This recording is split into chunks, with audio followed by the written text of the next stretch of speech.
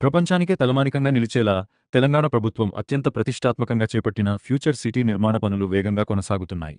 గురువారం రాష్ట్ర revenue, housing, సమాచార అండ్ పౌర సంబంధాల శాఖ మంత్రి పొంగేటి శ్రీనివాస్ రెడ్డి, రాష్ట్ర ఐటీ మరియు పరిశ్రమల శాఖ మంత్రి దుద్దిళ్ల శ్రీధర్ బాబు కలిసి ఫ్యూచర్ సిటీ ప్రాజెక్టు ప్రాంతంలో పర్యటించారు. ఈ సందర్భంగా నిర్మాణంలో ఉన్న ఫ్యూచర్ సిటీ డెవలప్మెంట్ అథారిటీ కార్యాలయ భవనం, యంగ్ ఇండియా స్కిల్స్ యూనివర్సిటీ నిర్మాణ పనులను పరిశీలించి అధికారులతో సమీక్ష నిర్వహించారు.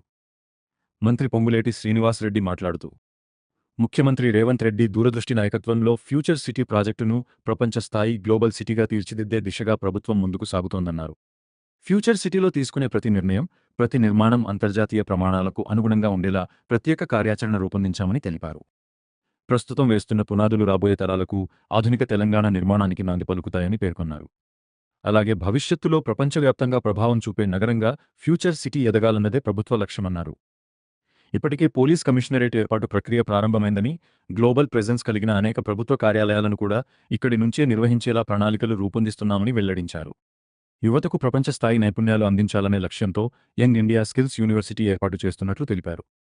మంత్రి శ్రీధర్ బాబు మాట్లాడుతూ, ఫ్యూచర్ సిటీ తెలంగాణకే కాకుండా దేశానికే తలమానికంగా నిలిచే ప్రాజెక్టుగా రూపుదిద్దుకుంటోందన్నారు.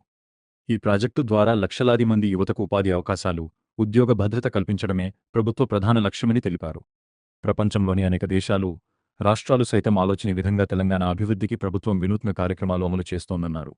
ప్రస్తుతం తాత్కాలిక క్యాంపస్లో కొనసాగుతున్న యంగ్ ఇండియా స్కిల్స్ యూనివర్సిటీకి శాశ్వత క్యాంపస్ నిర్మాణ పనులు వేగంగా కొనసాగుతున్నాయని చెప్పారు.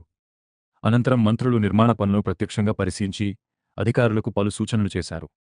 ఈ కార్యక్రమంలో future city development authority commissioner K Shashanka Maheshwaram, DCP Narayana Reddy, ఇతర అధికారులు, ప్రజాప్రతినిధులు పాల్గొన్నారు.